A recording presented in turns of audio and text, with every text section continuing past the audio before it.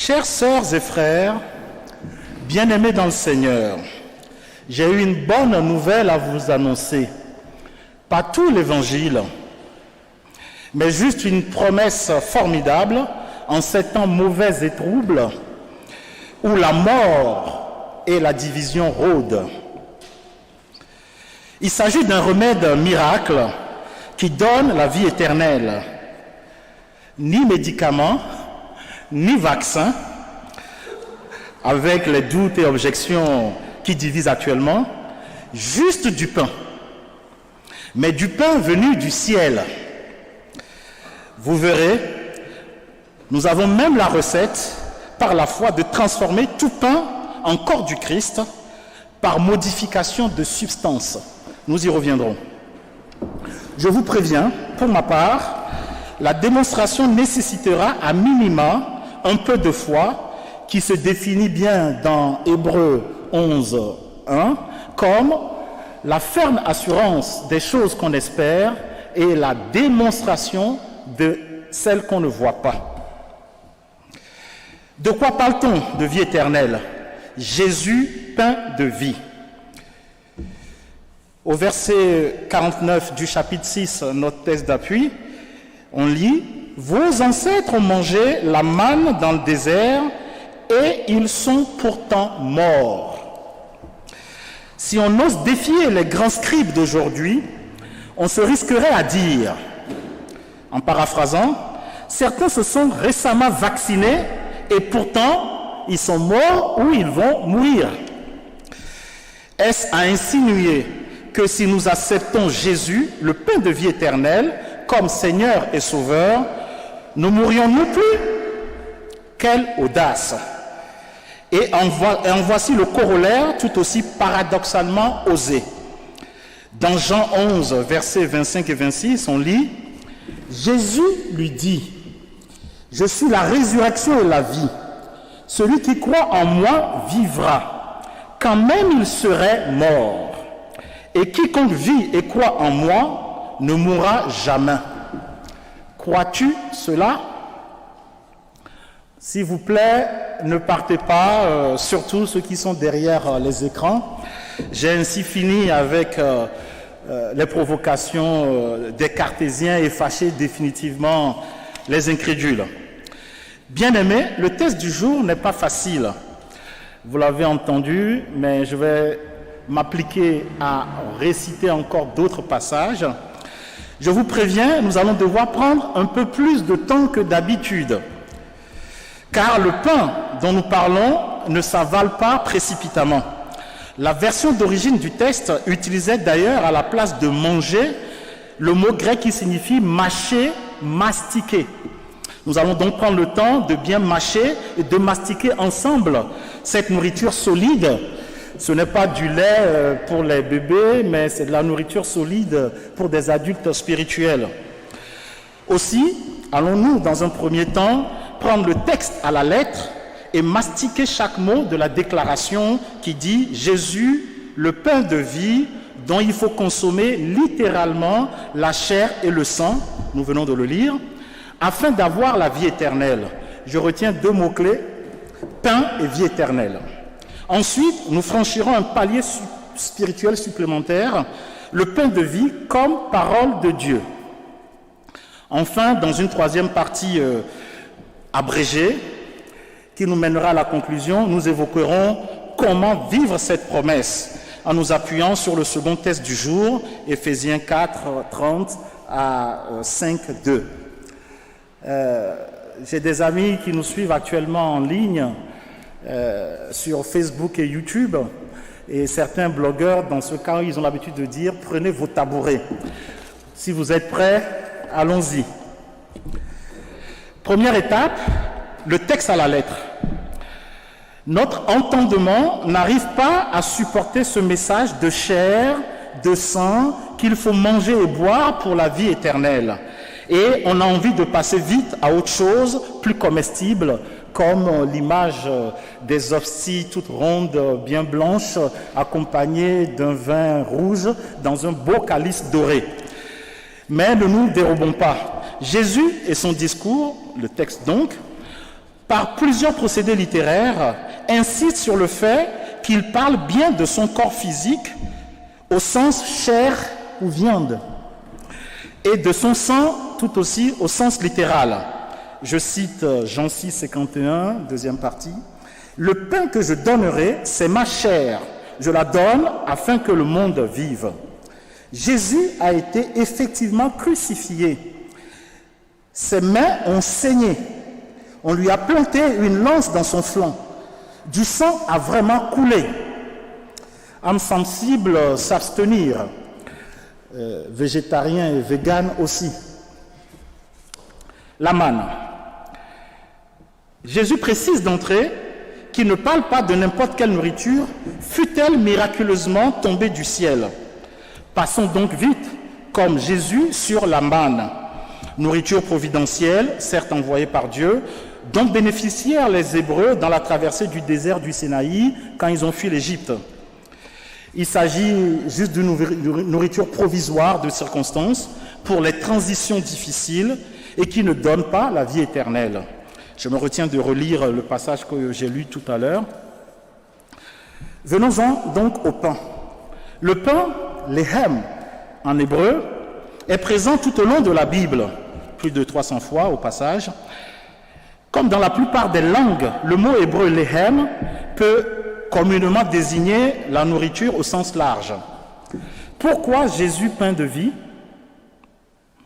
Notons brièvement que Jésus naquit à Bethléem, étymologiquement ce qui signifie maison du pain. Il fut placé dans une mangeoire, allons voir dans Luc 2,7, prémonition, prédestination. Jésus insiste qu'il s'agit bien de son corps, de sa chair et de son sang qu'il donne à tout le monde. Comment est-ce possible? Même si Jésus lui-même, dans le début du chapitre 6, a multiplié miraculeusement et en abondance du pain et un peu de poisson, nous devinons qu'il ne s'agit pas ici de démultiplier indéfiniment et continuellement son propre corps depuis 2000 ans jusqu'à nos jours. En magie, on dirait qu'il y a un truc. Bien sûr, il est responsable, notre Seigneur. Il n'est point un homme pour mentir, ni un fils d'homme pour se dédire. Il a donc fourni lui-même la recette, un véritable mode d'emploi pratique et spirituel pour que sa promesse se réalise et se perpétue, y compris de manière mystérieuse, notamment par l'institution de la Sainte Seine. Dans Luc 22, 19, on lit, Jésus dit, « Ensuite, il prit du pain, et après avoir rendu grâce, il le rompit et le donna à ses disciples en disant, « Ceci est mon corps, qui est donné pour vous, faites ceci en mémoire de moi. » Il en fait ainsi avec le vin pour l'alliance. En fait, co-ouvriers avec le Seigneur, il suffit que nous apportions encore juste un peu de pain et de vin et réunissons-nous, invoquons-le, alors il s'incarne dans le peu de pain et de vin que nous avons apporté, du moins durant le temps spirituel de la Sainte Seine. Cela s'accomplit et se poursuivra aussi longtemps que nous y procédons par la foi. Attardons-nous donc un peu sur ce mystère pratiqué par toutes les églises chrétiennes, mais avec quelques différences fondamentales. Nos frères catholiques considèrent globalement que le pain et le vin sont ainsi transformés en véritable corps et sang de Christ. On parle alors de transsubstantiation. Donc il y a un changement de substance transformée. Tandis que, avec bien sûr aussi quelques petites nuances, les protestants s'en tiennent à la coexistence spirituelle et non matérielle de la plénitude, j'entends corps et esprit du Christ, dans la Sainte Seine, mais uniquement en ce moment-là de la Sainte Seine. Donc on parle d'une cohabitation ou consubstantiation. Il y a transsubstantiation chez nos frères catholiques et chez nous, protestants, réformés, et toutes les tendances. La consubstantiation, ça est construit avec le préfixe des langues latines con, comme dans Chili, con carne. Et si je peux me permettre, on parlerait ici de pan con carne. C'est pourquoi, à la fin d'un culte protestant, avec scène, Juliana peut partir avec le reste du pain pour aller les donner à des pigeons à Montmartre. Et Thierry Lugo, qui s'occupe de la scène, sans état d'âme, va renverser le reste du vin dans l'évier. Shocking, me direz-vous. Mais mieux vaut cela que d'être contraint de le boire chaque dimanche et créer de l'addiction. Ainsi, tous les chrétiens, d'une manière ou d'une autre, admettent la possibilité, que dis-je, la réalité de la disponibilité du corps et du sang du Christ à consommer régulièrement, indéfiniment. On peut donc objectivement y voir le premier niveau d'accomplissement de la promesse christique. Il y a bien un moyen tout à fait spirituel de mettre à disposition et de consommer le corps du Christ. Mais nous ne pouvons pas rester sur cette première démonstration qui demeure physique, avec une interprétation uniquement eucharistique. Cela ôterait au texte sa substance, sa portée, et en partie son intention qui veut et qui vise que le Christ descende et vive, incarné en nous, faire corps et cœur avec lui. C'est une autre forme de consubstantiation. Ensuite, essayons maintenant de mâcher le deuxième mot-clé, la promesse de vie éternelle. Jean 6, 47, donc dans le texte d'appui du jour, « Oui, je vous le déclare, c'est la vérité. Celui qui croit possède la vie éternelle. » L'éternité, soyons humbles et sages, ne pouvons-nous pas faire confiance au Seigneur, source de vie, pour nous l'expliquer? La Bible nous dit que Dieu a mis dans notre cœur la pensée de l'éternité, Ecclésiaste, donc depuis longtemps, 3.11, quelle grâce merveilleuse! Qu'est-ce que l'éternité? Je ne vais pas définir directement ici, juste quelques images.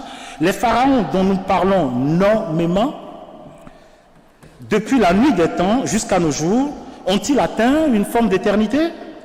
Pharaon avait d'ailleurs demandé que le nom de Moïse soit effacé de toutes les tablettes d'Égypte, comme aujourd'hui on dirait de purger Internet d'un nom. Rien n'y fait.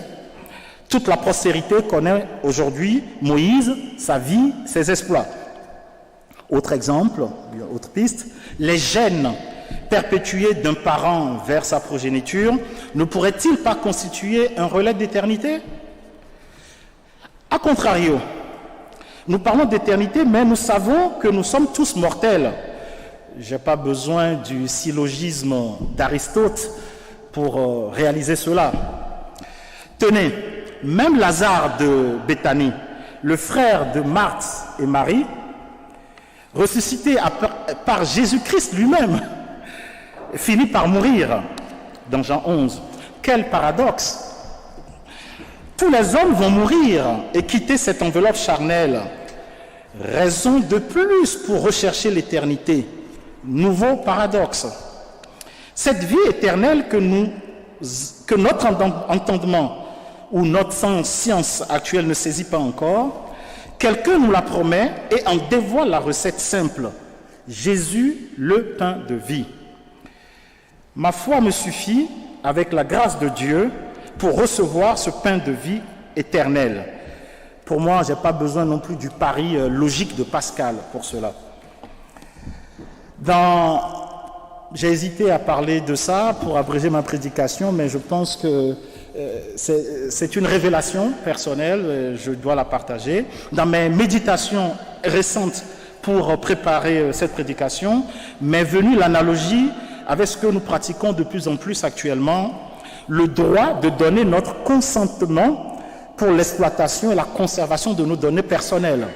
Ça vous dit quelque chose, notamment GDPR, les nouvelles mesures européennes qui renforcent. L'exercice de ce droit nous permet de choisir ou non une forme d'éternité numérique.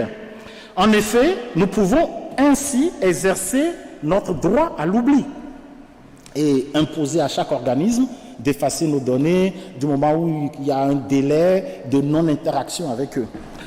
Tout comme la réalité de l'existence ou du passage sur Terre d'une personne célèbre ou anonyme, consignée dans les registres de nos différentes communes, d'ailleurs exploitées par les Mormons.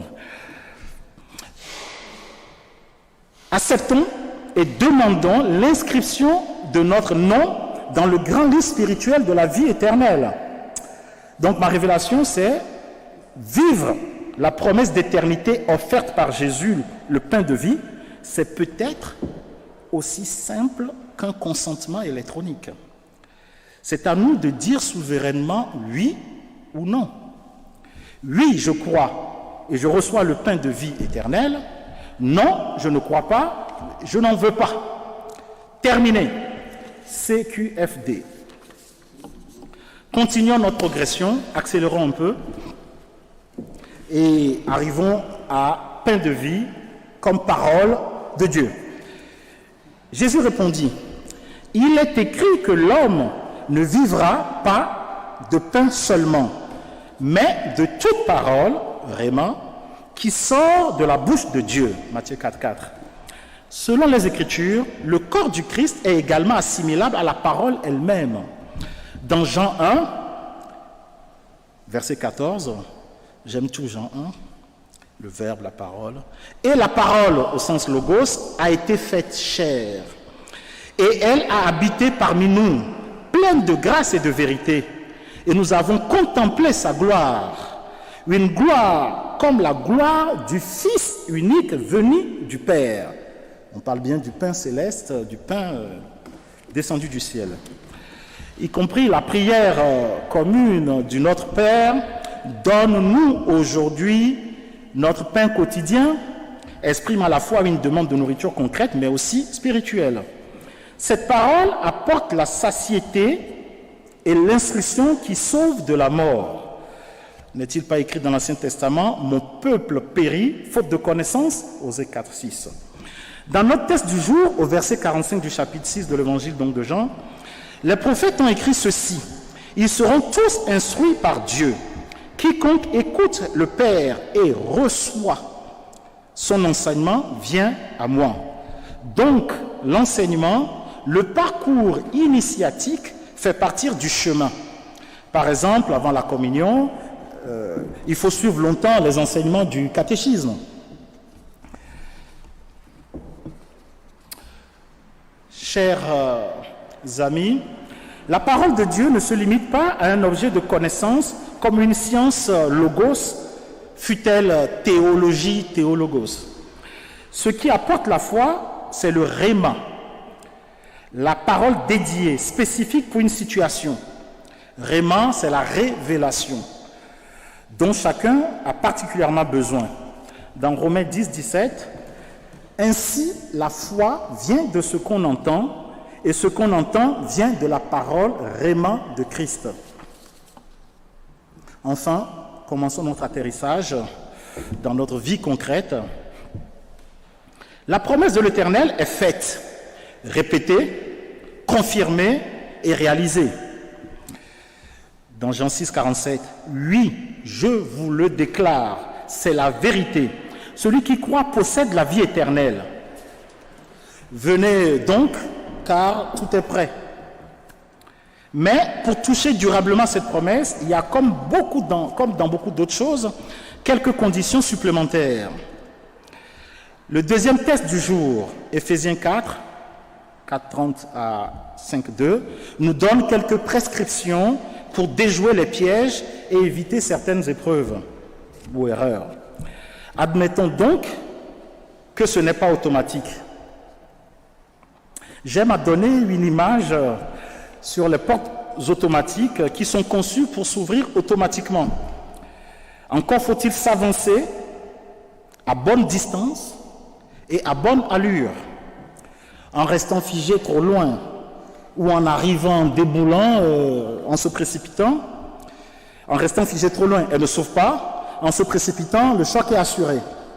De même, pour palper cette promesse inimaginable, il faut s'avancer par la foi sans brûler les étapes. Il ne suffit donc pas d'entendre la parole de promesse, comme nous aujourd'hui.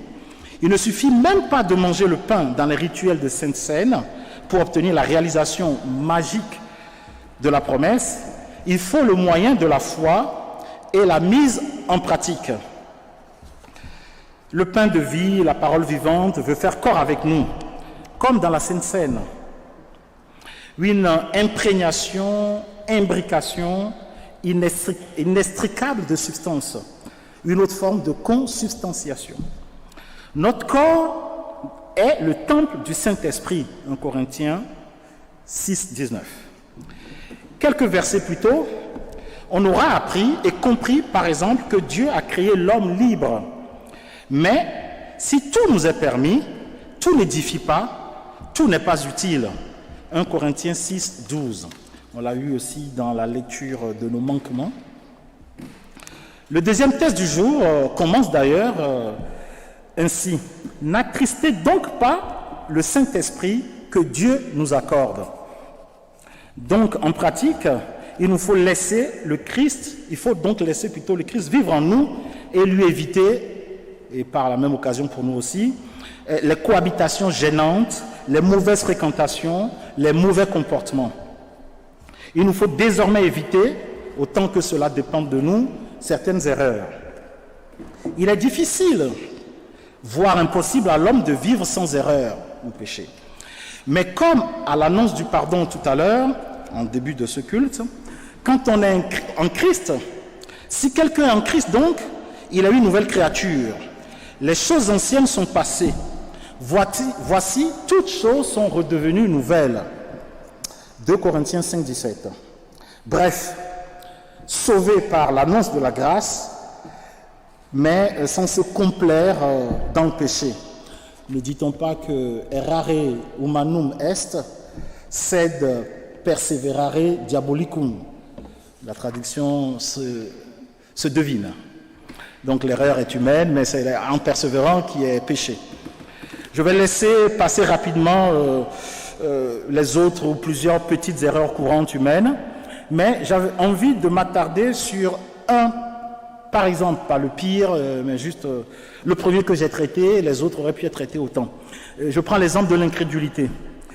Ne pas croire, refuser obstinément de croire.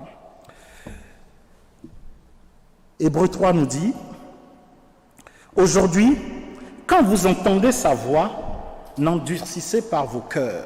Aujourd'hui.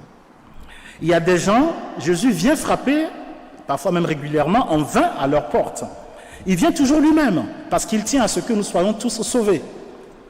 Dans ce temple de Capernaum, les Juifs contemporains de Jésus ont douté et dénigré, n'est-ce pas, Yeshua ben Youssef, Jésus, le fils de Joseph, le charpentier. Nous connaissons bien son père et sa mère. Comment peut-il maintenant dire qu'il est descendu du ciel? Sans faire le moindre procès d'intention, je peux craindre, redouter aujourd'hui, n'est-ce pas Hyacinthe, fils de publicain, ou notre collègue avec qui nous plaisantons si souvent, ou, j'ose le dire, Toto, le danseur de Smurf et de breakdance, comment peut-il venir parler au nom de Jésus? On a la réponse dans Jean 6, 41 que nous avons lu. Cessez de critiquer entre vous. Bien-aimés, ne regardez pas le doigt qui montre, mais levons les yeux vers la montagne d'où nous vient le secours. Les Juifs dans les synagogues réfléchissent, discutent. Chez les protestants, c'est consubstantiel. C'est toujours évangile et liberté. Interroger librement les dogmes et traditions, douter méthodiquement, s'indigner, protester même quand il le faut. Eh bien, il en est sorti une réforme qui a durablement changé la face du monde. Oui, pour changer le monde, changeons. Bon, comme l'incrédulité, plusieurs autres erreurs humaines, similaires, courantes, des vices, qui en attirent d'ailleurs d'autres, l'arrogance, l'orgueil, la colère, l'envie, les addictions diverses, la paresse, la luxure, l'avarice, la méchanceté. Bon, je ne vais pas refaire l'article. Éphésiens 4, 31, qui a été lu, deuxième thèse du jour. « Chassez loin de vous tout sentiment amer, toute irritation, toute colère, ainsi que les cris et les insultes. » Que ceux qui ont des oreilles pour entendre, entendent. « Abstenez-vous de toute forme de méchanceté. » Nous ne prendrons pas le temps de les développer, toutes ces erreurs-ci. Aujourd'hui, notre conscience, notre discernement nous parle grâce à l'Esprit Saint en nous. Bien-aimés dans le Seigneur, connaître la parole, le logos de Dieu, et dire même « je crois » et ne pas agir en conséquence n'assure pas la promesse de salut, de vie éternelle.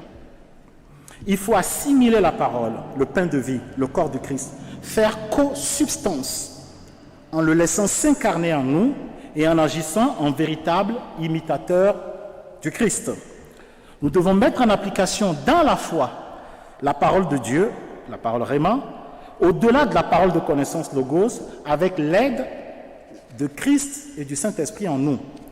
Nous pouvons ainsi dire, avec l'apôtre Paul dans son épître aux Galates, chapitre 2, verset 20, « J'ai été crucifié avec Christ, et je vis, et si je vis, ce n'est plus moi qui vis, c'est Christ qui vit en moi. » Il est crucifié, il est mort, sa chair, on l'a intégré, et on fait corps, coexistence, et c'est lui qui vit en nous, et c'est que par lui que nous pouvons résister aux traits du malin.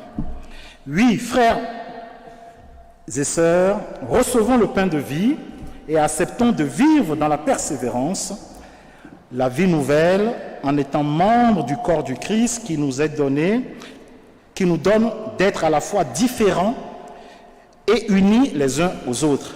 Et vivons cette identité nouvelle dans la reconnaissance et la joie. Amen.